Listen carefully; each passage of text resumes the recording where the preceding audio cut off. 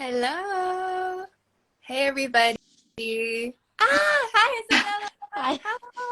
Hi, Hey, hi, you hi, joined hello, hello. so quick, way quicker than I I thought. wasn't sure how to do this, but here we are. Sorry? I said I wasn't so sure how to do this, but I'm glad it worked.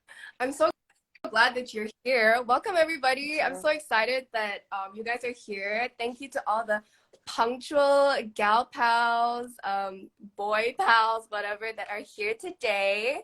And welcome to Spill the Sea. Can you guys hear me? Someone said no Yeah, audio. but you can hear Said no me, right? audio. Can you hear me? Hi guys. Oh, I see so many friends. Hi. They're all here watching me embarrass You myself. guys can hear me, right? Just a quick I can check. I can hear you. I Okay, don't you know can about hear me. everyone. But hi, everybody. Welcome to Spill the Sea. Just a quick intro on what we do. So I've just posted a little thingy in the chat. I'm going to try to pin it. Hold on. Can I pin this? I'm going to pin this. Okay, so welcome to Spill the Sea. So I'm Sian. I'm a community manager here at Cult. And just a quick intro, if you're new here or if you've been following us, and we get this a lot, but you've been following us and you actually have no idea what we do, we actually have an app that you can download and you can expand your creative network and you can find jobs on the Cult Creative app. So you can download that. It's on the App Store and everything. And yeah, but welcome to the sea. I'm so excited to be sitting here with Isabella, all the way from New York City, girl. Uh, Now, it's too early. It's too early. I'm a little shy because her New York glow is just a little bit too bright for me today. Oh gosh, stop. No, no, no. But It's called jet lag. so yeah, wait, okay, so you were recently in KL. You were filming your short film, I was, right? yeah. I left literally 1 week ago, I think. What time is it? What year is it? I don't know. About 2 weeks ago. We actually just wrapped a 6 day shoot in Malaysia. Okay, is that something that you can like kind of tell us about, or Yeah, like is yeah, that no problem, no problem. Yeah, it's my so a couple like, big things that came from this project. It's the first narrative short that I've done since like 2018 in terms of like directing and like making it all happen. So 2017. So it's been a long time. I've just been working in the commercial world and a bit in the dark world in the last since then. So it's like a big deal because I always wanted to make movies. Movies is like, where I want to end up, I'm sure for many people as well. yeah, So but it took me a long time because I figured I need to learn what my voice was as a director and what kind of right, stories I wanted to tell. Yeah, so it was a really big deal for me to like kind of jump into this, especially with all my partners on this project. And it's like the first like big project I've done in Malaysia since I left. okay, The only shoot I've done before this like one music video and one yeah. commercial, but this is like the my big like return to my roots kind of story, and it's a Malaysian story, beyond everything else. Yeah, Something like, that's cool. or is it, or what is the story like? Is it personal to It's you?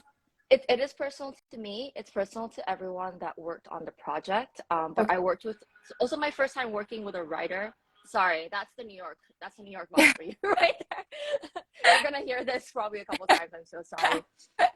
Yes, actually, my writer is currently in the chat room. I see her What's commenting. your Yeah, name? so Oh, Aisha Hassan is Aisha. the writer. She's Hey, great. Aisha. Hello. Hi, Aisha. She is the writer behind Brothers in Arms, and the general gist of the story is. Oops. Is this I better? think we cut. Okay, sorry. We can hear Is you this now. better? Okay, Yeah. great. Okay, so Aisha wrote this short film called Brothers in Arms that I discovered or saw on her profile about 2 years ago. She wrote it and submitted to an American like writing competition. Um, And the story itself, I mean, it's a fantastic short story, but it was already very cinematic when I read through the short story. Right. It was very visual, Yeah. it was very emotional. And the crux of the storyline, it's based around a young girl who is dealing with loneliness, sexuality, the distance from her mom after the death of her parent, and about her getting pulled into the chokehold of these two teenage boys. And she's Right. a teenage herself. So it's a very like coming of age story. Hmm. And not something that I think Malaysia in the last decade has really put forward very much. I think just because of like, uh, the political background of what's going on in the past decade, and and a lot of censorship issues and all this kind of stuff. So it was really cool to kind of pull together this indie project based around this like female story and based around this Malaysian story, and we wanted to make it a universal tale. I think too many times in Southeast Asia, it has to be like a very grandiose, Yeah. very big story for it to be on the main stage. So something similar to what Everything Everywhere All at Once has done, which oh my god, Which, um, which we're all like reeling about. Yes. I know. I'm still crying when I think Yeah. about it.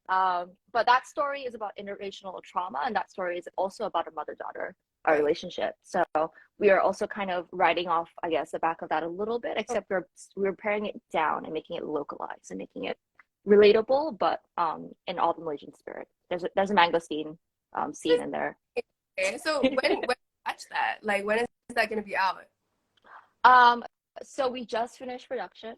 General timeline, we're looking to finish it in the next 2 months. We're already under the process of editing. Okay. So I'm really excited. I brought the post process back here to the US. So we're trying to make this as international of a production as we can. Nice. Just like combine, the East and the West, Yeah.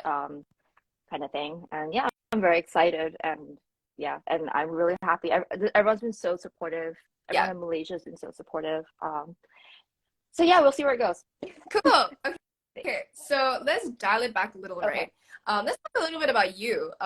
So I when I first read your bio, I was like, okay, this woman is the queen of multidisciplinary creatives. I was like, what can she not do? Okay, so she is a director, a cinematographer, a fashion photographer, a creative director, and maybe even other things as well. But I just kind of wanted to center it a little bit, right? Listen a little bit more about like what is your heart behind all of it. What is your favorite part about all these projects that you do, and how does that translate into your work? Oh, big questions, girl. Big questions. The heart behind all of it, and I'm sure everyone, in Malaysia and everyone all over the world that comes from this, you know, Asian diasporic background can relate. It's not exactly every parent's first choice when they have a child. Like, who do you want your kid to be? No one's going to be like a director, a creative, a filmmaker. Yeah. The heart behind it, it actually is a journey, I will say. There is no one answer to, what is it you want to do with your career? What is it what stories you want to tell? And I think especially for me, growing up in Malaysia, I was actually born in Taiwan. My Mhm. mom is Taiwanese, my dad is Malaysian. So already I had this kind of identity crisis growing up, like, oh, who am I really? Where am I from? And I think that in this world today is very, very common. Everyone's comes from different places, everyone's grown up in different places, people travel all the time.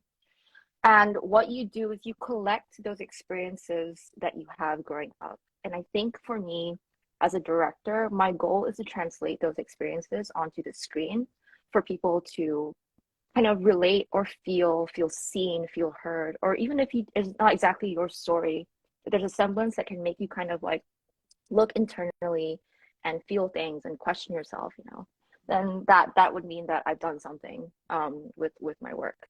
And if it's as simple as, oh my God, that looks really cool, and I'm really happy to see someone that looks like me on the screen, then that's already another thing. So I Yeah. guess the heart is that, because that's what film was for me. And the first movies I watched was Lord of the Rings and The Matrix. And Oh. sure, no one there looked like me, but I don't know, you still feel connected to all these really, really cool characters. And Yeah. it was inspiring for me that people could create such worlds Yeah. that can make you feel things, And I was like, well, that's kind of what I want to do for work stuff. In terms of like projects, um, favorite part, I don't know. Because even the things that you hate the most, honestly, when you start off a project, or things that you think is like hell on earth, that's like the Yeah. world is Yeah. crashing down, you look back on that fondly. Like if I Yeah. talk about the short film that we just did, like the week before we were shooting the short, it honestly felt like this hurricane just ripped through our lives. I think I could speak for everyone that worked on the project that we're all so stressed out. We're all like, oh my God, is this even gonna happen? Blah Mm-hmm. blah blah blah blah. But I told everyone and my poor team, I said just trust the process, because the beauty of this kind of work is that it's not just you. It's not about one person. It's really about the whole team. And the beauty of that, yeah, and I love that about film. Film is such a team project. And it's also, like I said about the journey part, is a project that never stops evolving. So it constantly evolves from start to end. And yeah, it's beautiful. It's like a beautiful transformation process. So I love that about the work. I love that. That is so nice. And like because you're all the way in New York and like so you Yes. do in Malaysia, is it you do like go back and forth a little bit or was it just that one short film? Um, I've worked in Malaysia before, nothing big. I've done one tourism project and one music video. Yeah. Nothing as much as of course the work I've done here. Hmm. But I think I really just wanted to learn the skills and the process of and the general, I think I don't know, just like how people do things here is very different from how people do Yeah. things back home. There's no one right way to do it. Yeah. But I think bringing the best of what I've learned here back home would be really great and helpful, if it is helpful, Yeah. to the industry, at least the young industry. Yeah. And that is like my goal, is to go back and forth more often instead of just Cool. visiting family. Because usually I just go back for ang pao. So, Yeah. Yeah. you do both. Like because like you're kind of like when you come back to Malaysia and when you go back to New York, do you feel like there's a difference? Like Oh do you yeah. feel like the culture and the people like tell us a little bit about that? Culture shock, big For thing. I sure. think anyone that's, been to the US from back home, you guys probably understand this. People are different in terms of the way they communicate. People are different in terms of the way they, I think expectations are a little bit different as well. Hmm. In terms of set work, I mean, I was just very fortunate. I've worked with only, the really, really best of the rising stars, I think, in the industry back home. But the passion is there, it's the same. Yeah. I would say the biggest difference is probably just the cultural way of communication. Okay. Like beyond the whole you know, we speak in the Malaysian slang and you Yeah. understand as much faster, over here I think the one setback of the US is because of all the, it's not a bad thing, but I think there's a lot of regulation Hmm. in different ways to go through these processes, which is very professional and much safer. Hmm. But I will say in Malaysia, people are more down to get like gung ho, hands dirty, cheat a Yeah. little bit In to make things work in oh, Malaysia. Yeah, yeah. that's like one of the biggest things I've discovered. And also like that family cultural aspect is there too. Like, the minute you're on set, you're like, oh, uncle, brother, Yeah. sister, everyone's just like a big Yeah. family. People here are also a big family, but there is more of a distinction of like, this is your role and this is my role, you Yeah. know. So pros and cons of both, Yeah. I think. Yeah. So going back a little, like Yeah. your history with filmmaking, like was this like how did your passion in it develop? Like was it like a okay, you had this moment where you're like, I want to do this, or like I want to make a career out of this, or did it just kind of like fall into your lap? Did you kind of like develop into this? And yeah. Yeah. I think many of my friends on this thing have known me from back in school. I was always really interested in visual art. In school, I was known as the photographer because I was always running around with like my Right. like DSLR, just my camera. Yeah. And photography happened very accidentally. I think my dad regrets this to this day, but on a family trip, he bought me like the Canon shot, like the Yeah. pink like Canon shot camera, and he handed it to me as a kid. And I just became obsessed with playing around with the camera, seeing what things could look like, blah blah blah blah blah. But it didn't really develop until when I was in school and I started doing portraiture just for fun, just Hmm. not seriously, for fun with my friends. And there was an aha moment. A friend of mine, she was, we went home after school. I took photos of her. I just edited them a bit, sent it to her, and she later on told me that I didn't know this, but she was suffering from an eating disorder, and Hmm. that these photos were the first time she felt beautiful, Wow. and that it wasn't more about me. It was the fact that, oh my God, I could do this for people. I could maybe present to them, um, a version of themselves that they don't really see, because we don't really look at ourselves like that, and especially I don't. I also suffer, I used to suffer from like a lot of like body dysmorphia stuff. But photography, that was a gateway to photography for me. And Mm-hmm. then from then on, afterwards, I was like, I want to tell stories with photography. And realizing that storytelling was obviously more in depth with film Yeah, made me go like, okay, well, this is naturally where I want to go to. And in school, I studied literature and storytelling and poetry, so that fed into all my work. So I guess in a way, yes, I've always known what I wanted to do, um, but also, supposed to be a lawyer. yeah. And my I parents were love like, "What poetry. happened to you?" But yeah, I'm very happy that I faced this head on. Yeah, It's definitely come with a lot of different obstacles, but I wouldn't change it for anything. for So sure. yeah. Yeah. And like I think you talked a little bit about like Mm-hmm. storytelling. So I think like I can assume that like your heart behind filmmaking, behind everything that you do is really storytelling, right? It is, yeah. Telling a story, just like um having these people come on and just like really showing, them their true colors and things like Mm-hmm. that. Mm-hmm. So, in your opinion, like what is if there are, people in this life, because I think storytelling can be translated into so many different things, photography, filmmaking, even like content creating and things like that.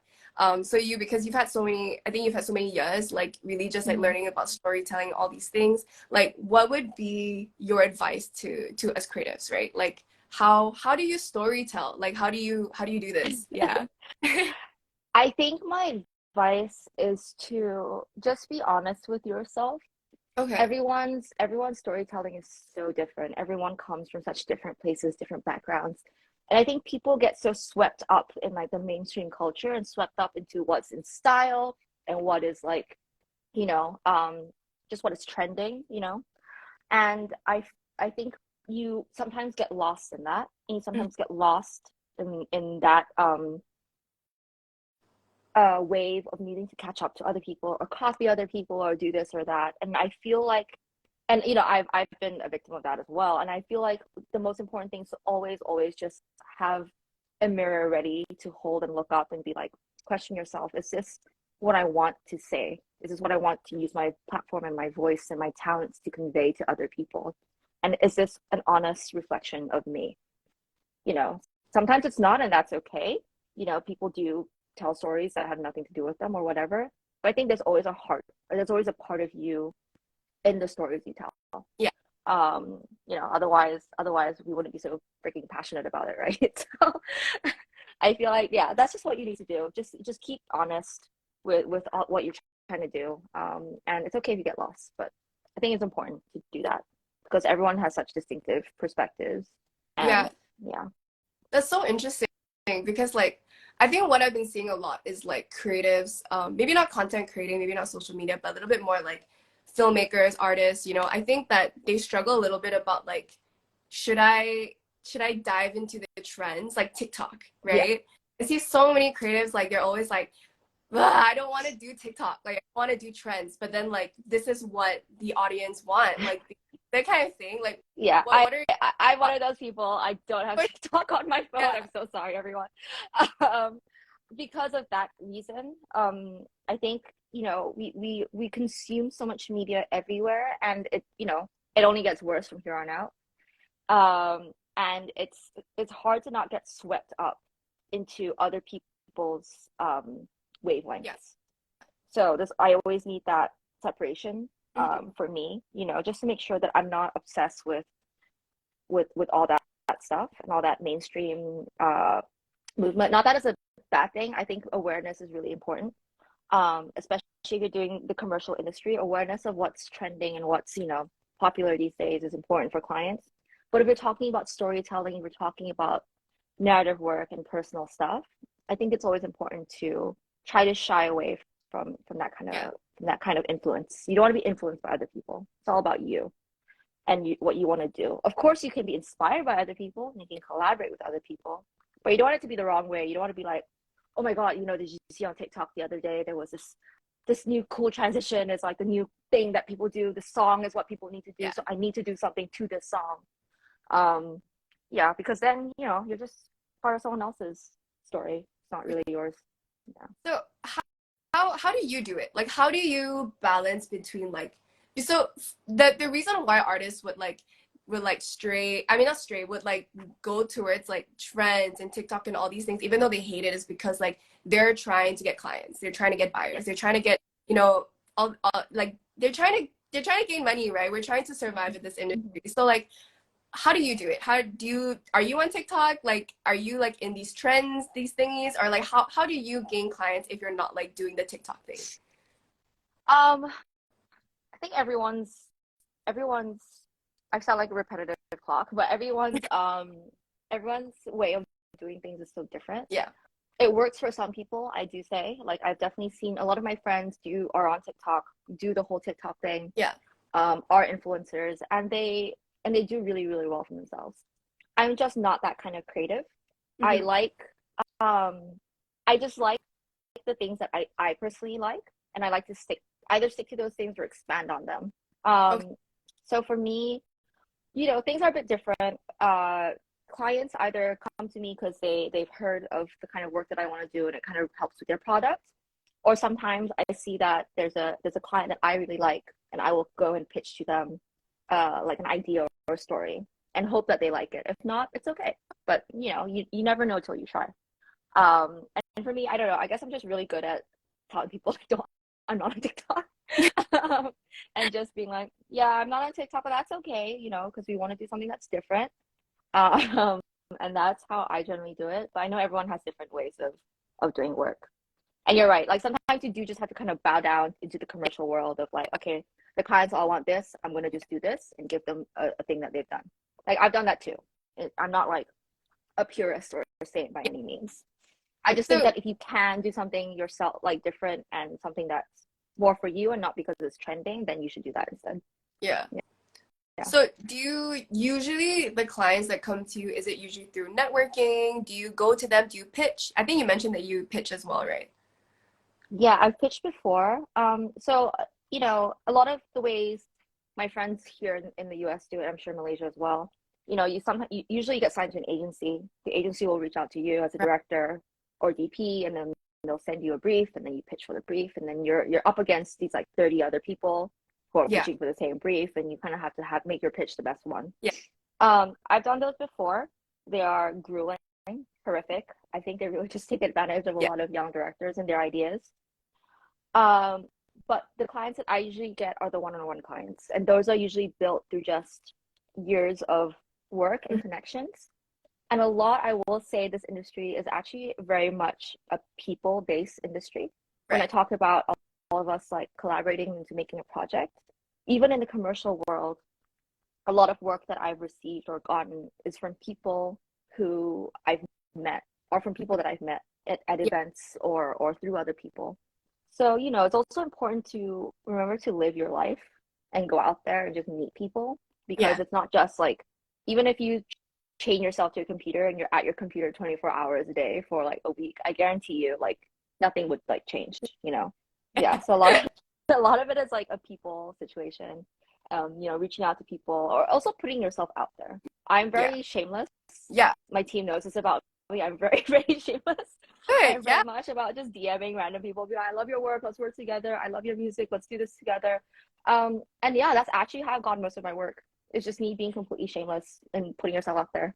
I should probably have a bit more pride, but I don't because No, that is I you know amazing because literally like the title of this ability is like fuck it, I'll do it myself, right. right? Right. Literally Yeah. that. Like putting yourself out there, like screw it, I'm gonna do it, and like what's the most that you could lose, right? Like yeah, the, I love mean, the worst thing you'll hear is no, right? yeah, And literally okay, it's a no, and rejection sucks. It hurts. You yeah, learn to kind of move on. yeah, But if you don't ask people for opportunities and you don't put yourself out there, then that's 100% of a no, as opposed T to like maybe 1% of a yes. yeah, At least take the 1%. What do you yeah, have to lose? yeah. Nice, love that. So tell us a little bit about like, because I think you've done so many projects, you've had so many clients, but like, I didn't preempt you for this question, but like, what is your proudest work? Because you've worked with Vogue, you've worked with, all these different things, but what work would you say is the work that you're the most proud of, and share with us a little bit about that and why? Hmm, let's see. I think, I mean, this short film that I just did, I think is definitely the proudest work I've done. Okay. Just because, it's fulfilled so many things that I've worked my entire career to build up to. Yeah. Besides that one, some of my favorite projects are actually the smaller ones, like the big commercial ones with like 80 people or something on set, but the ones that are quite small and intimate and based off family. Love Um, that. just saw a friend of mine comment. Yes, in arms, Clifford, in arms. Proudest work. But that one aside, I think there's a project I talk about all the time.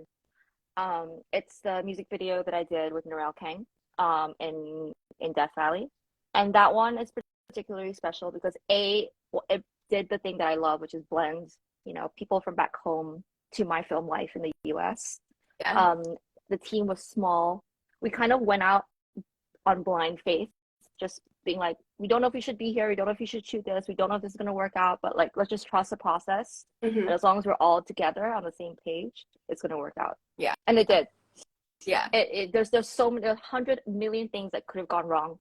And not every project should be like this. Mhm. But I think for something small like music videos, it really is a passion thing. And everyone on the team just threw 100% of themselves into the project. And if it wasn't for Narelle's faith in me and in the team that we had, it was like a team of six, I think. Yeah. And yeah, but what we ended up with was so beautiful and so intimate, and really like an honest reflection of like what we wanted to say with the song. It wasn't like the most amazing thing. Like, sorry, it wasn't the most successful thing I've ever done, but that's okay. It was still something else. Yeah, one of the proudest moments I think I've had when it was finished. I So love that was that. really great. Thank Yeah. you so much for sharing. Nice. Yeah, so love that. And I kind of wanted to dial it back a little, right? Mhm. Because I think it was so interesting, like listening to just the things that you've accomplished, the works that you've done. But I'd love to know, like, put yourself in like high school shoes you, or like college shoes you, right? Like, what were your dreams? What were your aspirations? And was your goal to be exactly where you are now? High school me, not really. I was really, kind of weighed down by family expectations and things I needed to do, or things that I was told that I needed to do to Yeah. kind of succeed in this world. There's a big checkbox of these are things you need to do to become a successful person, and I believed that at the time. Not that it was a bad thing. I think it is there's a semblance of truth of that. If we had multiple universes, there's a universe, many universes where I wouldn't be where I am today. Yeah. Um, but the thing I really wanted the most when I was in high school, even before I started doing anything creative, was kind of just the freedom to express myself, which is a bit hard, when you grow up in the some of the ways that we've all grown up, and just the freedom to kind of feel empowered and strong. Yeah. And back then, I certainly did not. I mean, where I am today, like my living in New York and working with the people I've worked with, and doing the projects that are on the line for me to do, I don't think I could have imagined that for me. And and it's really nice. I recently discovered some like old diaries in high school, and I just flipped through Oh, them. I love Um, that. Oh my. and it was really cute to kind of look back and see that, I had something as simple as a diary once that said like, oh, I really want to go on a road trip one day with my friends. Yeah. Um, and and take photos of people and things that I've never seen before. And yeah, I don't think my kid self could have imagined that that's where I am today. And yeah, it's really nice. And I feel like, people should really uh kind of go for their dreams and Yeah. just like really really just say fuck it, because there's honestly no way in hell that like my teenage self would have thought that, oh, would have thought that I would go through all these experiences Yeah. that I have already. So Yeah. just do it. And like the coolest thing, right? Like I think like where you are now, like when you look back, do you kind of like, because I think about this all the time, right? But like do you ever look back and like kind of like look at your 12-year-old you or like 15-year-old you and you're kind of like, oh, you know what I mean? Like being where you are now. Definitely, definitely got that awe aspect, but also like I don't know. I feel like I really wish, not that there isn't like role models. Obviously, like you have Michelle Yeoh, you have all these like amazing Asian creatives to look up to. Yeah. But I there definitely wasn't as much as there are today, and it's really nice to see this big push in like Hmm. women in film, more Asians in international cinema. Um, I wish I had more of a mentor and role model back in the day because Right. I feel like that would have helped so much. Yeah. Um, again, like I said, I wouldn't change anything for the world, but it's really nice to see more faces like us, um, I think, in the world today. And I think that that mentorship, that leadership, that kind of, like I said, role model, Yeah. um, is going to help a lot more people, join the trajectory a lot faster. And that's really nice to see. That's like the big difference, I think, I love that. from back then. Yeah. Yeah. And like, so I read this thing where it said that like the industry is very male dominated. Would you say that that's true? And It yeah, is true. It is true. It's getting better. It's getting better. okay, But it is true. It's still very much male dominated. yeah, I think with the recent last decade has seen the biggest change for that, um, in numbers and in general like cultural, yeah, movement. The Me Too movement was a huge one. The more women in film was a big one. The future of film is female. I grew up with three brothers, okay, so I've never kind of like thought too much of that yeah, growing up. And Asian culture is quite male dominated anyway. So to me, when people were like, "Oh, film is male dominated," I'm like, "Yeah, yeah, like it's just never like a thought process for yeah, me." And even when people start to be like, "Oh my God, you're a female filmmaker," like blah blah blah, it's like that's it is understandable that women today and Asian people today are part of this movement, this cultural movement. But I think it's also, like I said, it's important to not get lost in all of that because hmm, one day, I want to win Best Director award. I don't want to win Best Female Director award. me So too. it's kind of like a balancing act Yeah, of you join the system and you challenge the system, but you also join the system. And my goal is to not like be this like pariah for all these things, and instead to just kind of be the best kind of creative that I want to be. I love that. You're Yeah, not the norm. yeah. Yeah, Like again, best director, not best female Asian director. It's kind of like, yeah. I think a lot of it's important movements, and I support these movements wholeheartedly. yeah, Um, but yeah, don't get lost yeah. in the social movement. Cool. So, but like when you in New York, because like you're not just female, but you're also Asian, Yes, right? Like, do you face a lot of discrimination there as a female filmmaker? Is it hard for you sometimes, or what? it is hard. It is hard. I think I didn't really know what the discrimination was when I first got here because I grew up in Malaysia. Everyone's Malaysian. Everyone's like Asian. You don't really blah blah blah. But I also did go to international school. Okay. And in the international school, I kind of, I guess, in a small sense, already faced a little bit of otherness Mm-hmm. there. So it wasn't new to me. I kind of just thought this is like what the world is, and this is just a playing field that we all have to work in. Um, New York has been great because I feel like New York is such a melting pot. Mm-hmm. It's quite similar to Malaysia in that sense. There's so many different cultures here. But yes, I think in recent news and recent the last couple of years, things have been a bit difficult for the Asian community here. Not a bit, sorry. Things have been difficult for the Asian community here. Um, there's been a lot of attacks, a lot of hate crimes. I think it happens everywhere. Not gonna lie, I think it's the worst here because of all the generalized like violence that is kind of more accepted. Not accepted, but it's just more practiced. Yeah. But it's not we're not strangers to it coming from Malaysia. We're not strangers to discrimination, I think, from any part of the world. Um, so yeah, it is hard. I think it was worse when I was trying to be a cinematographer Oh, okay. because cinematography is even more male dominated than the directing field. Right. I think it's only like I think 98%. I think the numbers are 98% male, 2% female right now in the Wow. camera world. Wow. It could have improved since I last saw that number, but that was the last number I remember reading in terms of like like, you know.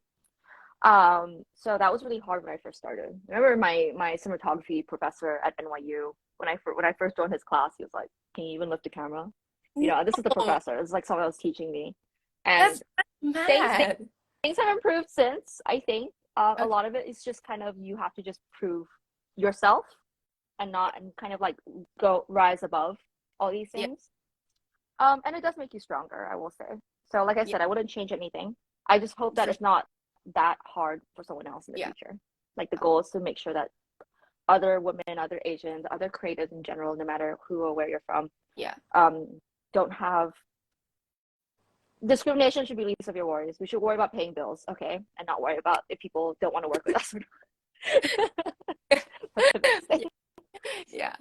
But do you see like maybe not really the Asian part, but like more being a female, but like do you see that in Malaysia as well? Like being a female filmmaker? It's improved so much since Okay. the last time since I just returned.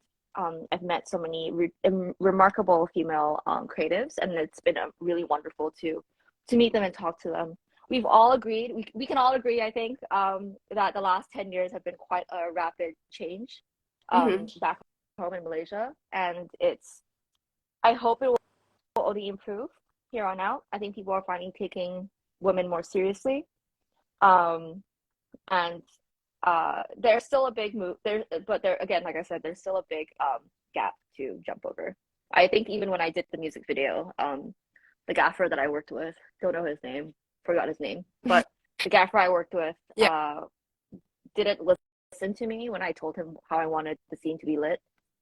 He Oh, just kind okay. of ignored me, Like, and he was like, no, you want you like this, and I was like, no, I just told you what I wanted, and he's like, no, but you know, this is what you want, and I and had to like turn all the lights off myself. He was really mad at me, but I was like, I'm the DP and I'm the director. Like, you know, if I tell yeah. you I want something, don't tell me that I don't know what I want. Yeah. And I think that was the biggest change I've seen so far. Maybe it was also like the older mentality and the new Yeah. like generation that's coming up now. But you know, never once felt disrespected in this latest shoot. Never once felt like things were being questioned. So Love it's that. really, really nice to see a change in a movement. And yeah, I think respect goes both ways, right? So Yeah. yeah. So when you were so the short film that you just filmed Mhm. and between that and like when the last time you were in Malaysia, how long was that? Like 3 years? Oh my God, no. The last time I shot in Malaysia was I think 2018. That's like 4, 5 years? 4 or 5 years. Six, Yeah. Almost five, five. almost 6 years ago. So about 5 years ago. Yeah, 5, 6 years ago. Quite So a long time.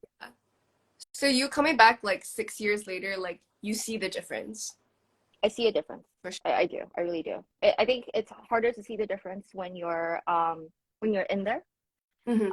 But that's a nice thing, I think, and I'm very privileged and lucky to have been able to leave and come back. And every time I come back, I see more and more like hope and inspiration Yeah. and new people joining the team and the scene, and it's really really nice. So it makes me want to come back more.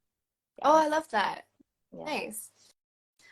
So on that as well, like, do you ever go through imposter syndrome? Like, what are your Oh challenges my with? God, who doesn't go through imposter syndrome? The challenges. I think it's been really amazing that we now get, you know, not better, not easier, but we get access in general to mental health care, Yeah, or that we know more about mental health. yeah, Because that has really, I think, helped a lot of people understand the things that they go through. Imposter syndrome is hard because with how media is today, with Instagram, with social media, with access to all this news, you constantly see what other people are doing. You're yeah, constantly seeing what other people are doing. especially if you like follow all these influencers, you're constantly on the update of them going to all these events, doing these things, doing these projects. That's where social media can be dangerous Yeah. because that's when imposter syndrome really kicks in.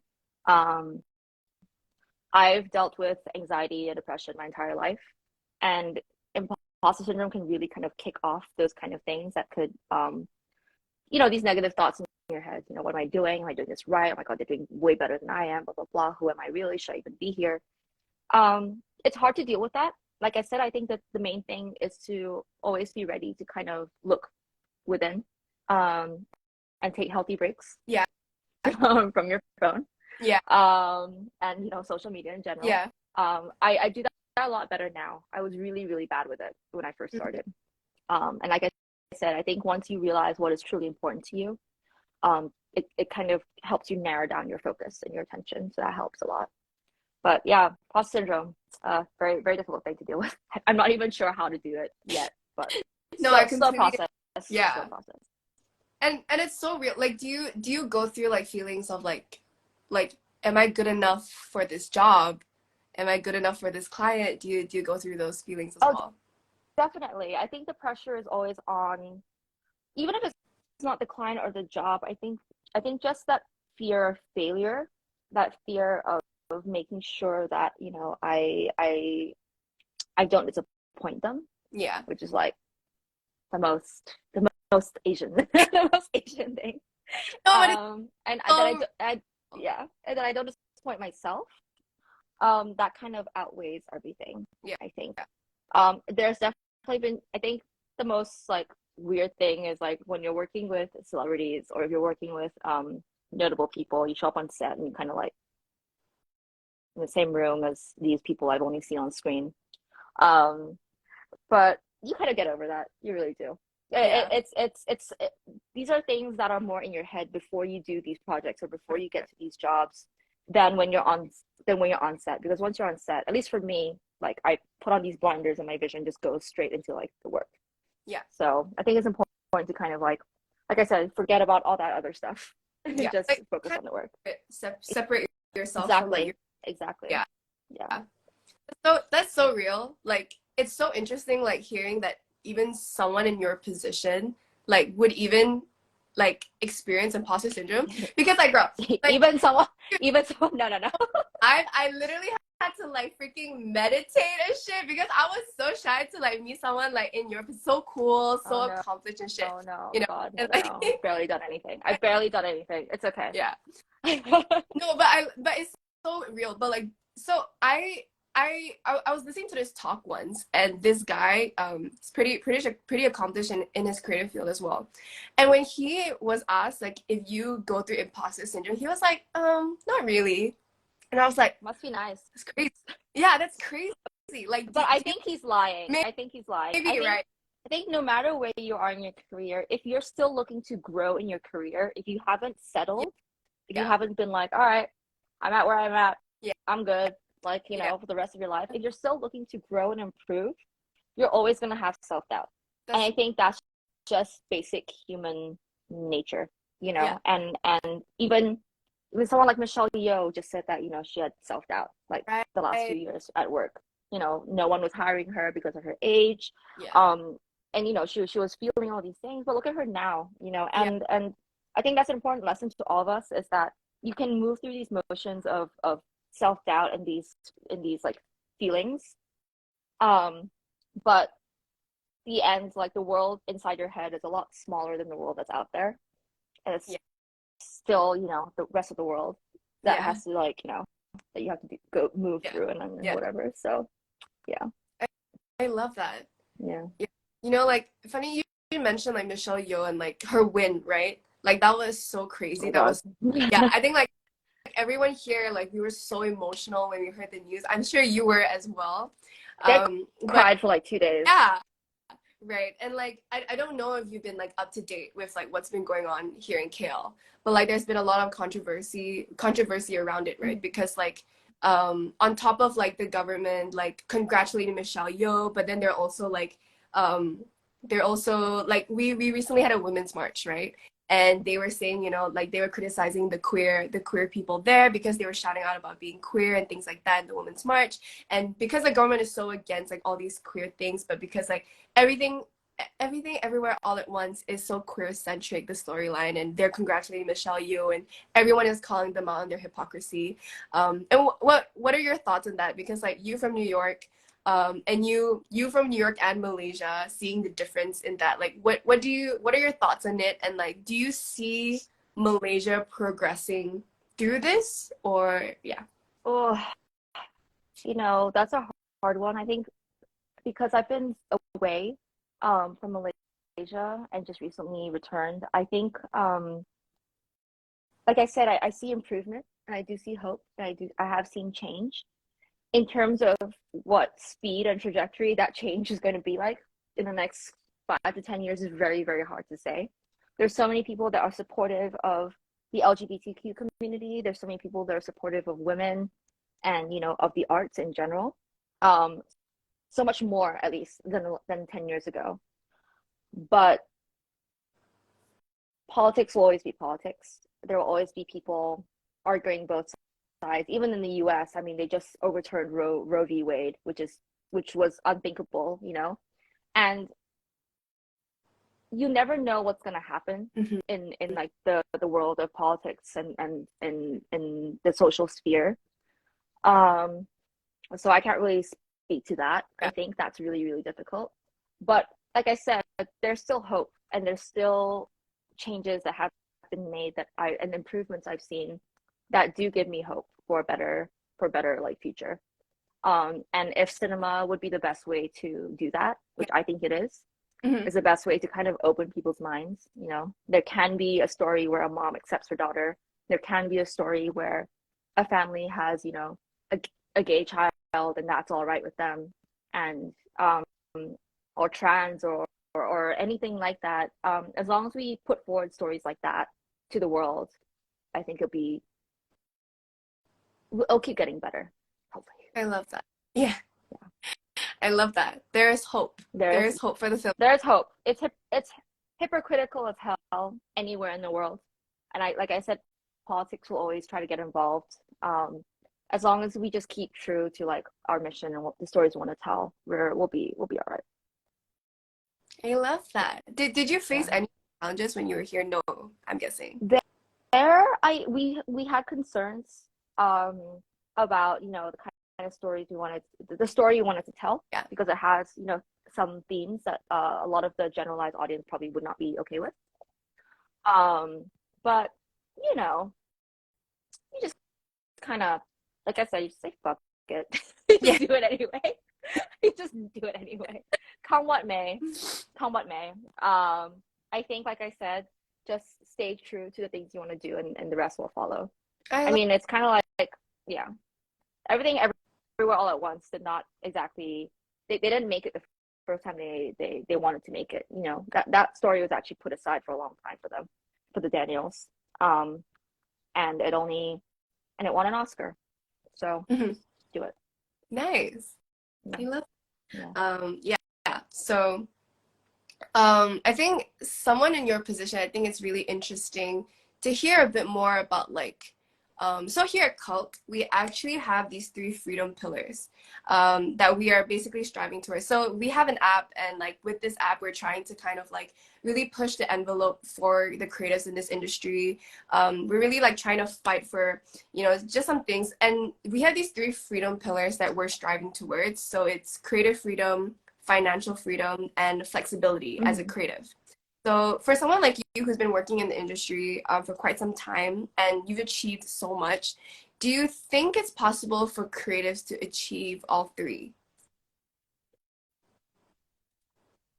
Yes, but not at once, Okay. and probably Yeah. not all three all the time. Hmm. Um, how do I say this? I think of it a lot like these like three circles, like money, time, success, or whatever, or creative freedom. Um, you will not. It's really difficult to get all three perfectly. If you do, then like God bless you. Please Yeah. teach us how to do it. Yeah. But a lot of times you have to be okay to let go of one over the other. There's Hmm. many times, I think, especially during the pandemic, there was no like financial freedom there Yeah, because no one was working.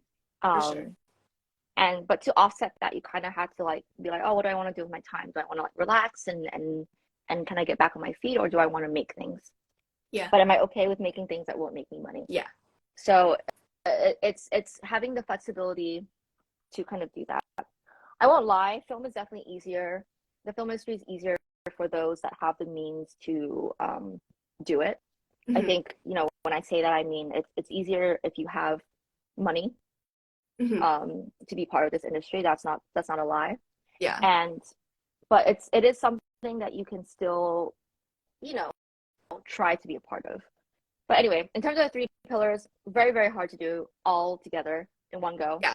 Um, just be okay with letting them fluctuate, Yeah. I think, So, if you can. yeah. What is your experience like with these pillars? Um, there's been a lot of times where I don't do a job because it pays me really well. I do it because it gives me the most creative freedom. Right. There's also been the opposite where I do the job because I need the money and it Yeah. doesn't give me the creative freedom. And kind of like I said, at first I was like kind of struggling to make sure that I only picked work that had all these different things. Um, but that's not realistic. Yeah. And it's important to let go sometimes. I've struggled before where I thought every commercial job that I did has to be something amazing, has to be something original, has to represent me and everything I stand for. That's not the case. Mm, Sometimes you just kind of accept what things are, you for know, sure. Yeah. and it'll be easier for you Yeah. moving forward in that way. Yeah, Cool. Okay. yeah. So, we've got our last question. Okay. And it's if you had one advice for a young Malaysian creative out there working towards their dreams, what would it be?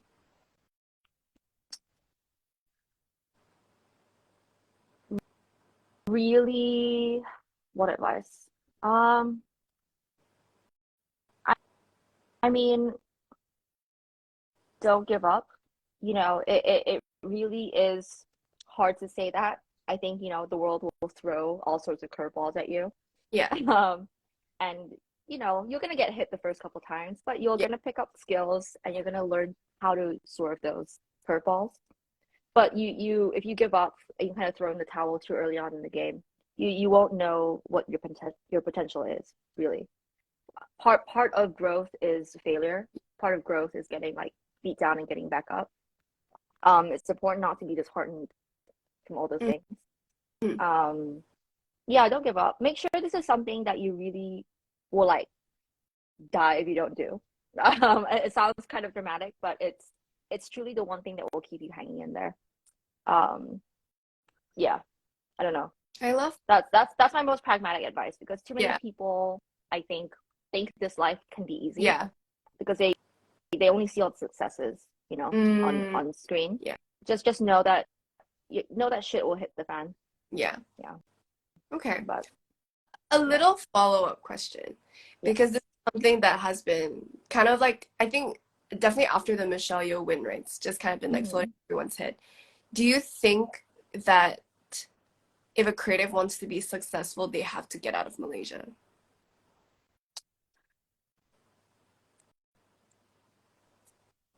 No, Okay. I won't say that. I won't say that's true. Which sounds hypocritical coming from me. I think that if any creative wants to be a better creative, Mm-hmm. they need to explore the world. They Mm-hmm. need to get out of their bubble.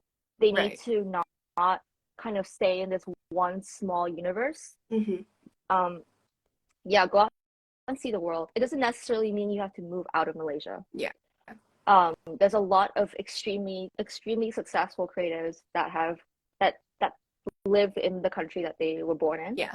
But a big point of that is that you just kind of go out into the world and you visit different countries, you meet different people, you read different books. I think that makes anyone a better creative.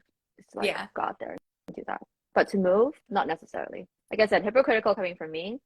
Um, I moved because I had to, Yeah. but Yeah. to get out of my world. Yeah. But that was more of the world and not because of the country Mm, that I was in at the time. Yeah. okay. Pop that bubble. Get out of your bubble. Go see places. Pop the Learn bubble. things. Yeah. Yeah. Great. Okay. So we had a question that came in from our IG story, right? Quick question, but it's how do you network? Yeah, it's like we're going all the way back, but it's how do you network? When I said I'm shameless and I just throw myself into people's DMs, I there's a lot of ways. You know, you have events, you have the online, the virtual world, the event world, and again, it's as easy as hitting up someone that whose work you like and just asking them questions. Mm, Hey, do you want to grab a coffee? Hey, do you want to chat about something? Um, and yeah, that's the easiest way. I yeah, guess the other way is also, like I said, just be shameless about it. If yeah. someone is, and but don't take it personally. If someone you're trying to reach out to is busy, then Hmm. just assume, just know that they're probably busy and they can't talk, and that's okay. Move on. Yeah. You know, connect with other people. The other thing I will say is network outside of your circle. I think a lot of Mm, creatives have the tendency to get stuck yeah, in only other like creatives of their own yeah, like creative field. yeah, yeah. And some of the work that I've gotten, or the most incredible people I've met, or the most inspiring people I've met, are the people I've met outside of those circles. So Mm, it's important to kind of branch out and make sure that you're not, like I said, you're not beholden to this bubble, yeah. you know. Yeah. So that's another Cool. another tip, I guess. Cool. Yeah. Thank you so much. I love that so much. Thank you so Yeah. much. Thank you. I'm Um, sorry if I've like started or whatever, everyone. I no, didn't mean you said that. You're so sick. What are you really bad at this. for? So, No, you were so great.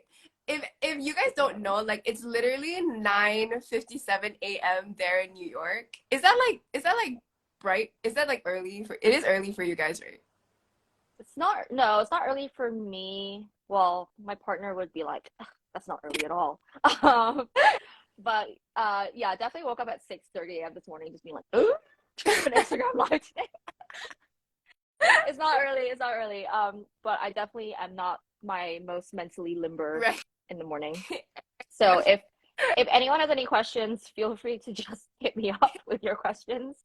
If I didn't explain it very well, or if I didn't, feel Yeah. free to just either comment, toss in our No, but in our you were post great. or You were whatever. great. Thank You were you. so great. This was so insightful. Like for me, I'm not even in the film industry, and I learned so much from today. It But applies yeah, to everything outside yes, of film too. Just no, just agreed. replace the word film with whatever industry you're Agreed. in. Agreed. It applies to content creating, social media, Yeah. everything. I completely agree. And yeah, thank you so much for being No, here. Thank you so much for being here thank so you. early. Thank you for being so open and being in our Spill the Sea. And yeah, um, thank you. No, thank Yeah. So you. Thank you for having me. yeah, It's been fun. It's yeah. been super anxiety driven, but it's been fun. Me too, bitch. It's okay. We got this. We got this. um, But yeah, thank you guys so much for tuning in as well. Thank you guys for being here. Thank you guys for supporting us. Thank you for supporting Isabella. And yeah, I don't want to take up more of your day, more of your time. I'm wishing you the best. I'm wishing you all the love, all the kisses. Thank Um, you. Well, yes, all the can't wait to show you guys the movie once it's been yes. done. So I'm so Super excited. excited. Is there already a launch date for the short film? Not a launch date per se because we're doing the similar route. We're going to go to international film festivals and try to squirm our way in because it's time Yeah. for Malaysian stories to be on the map, not just Malaysian actors, Yeah. but Malaysian stories Mhm. to be on the map. So yeah, so we're gonna do that first, but stay tuned. We're gonna Exciting! Yay! So Yeah. excited. But yeah, thank you so much. Good night, everybody. Good Good night, morning, Isabella. everyone. Good morning, Americans. Good night, Malaysians. See you later. Malaysia to the Americans who are here, and good night to the Malaysians who are here. But yeah, thank you guys so much for tuning in, and bye. Bye, everybody.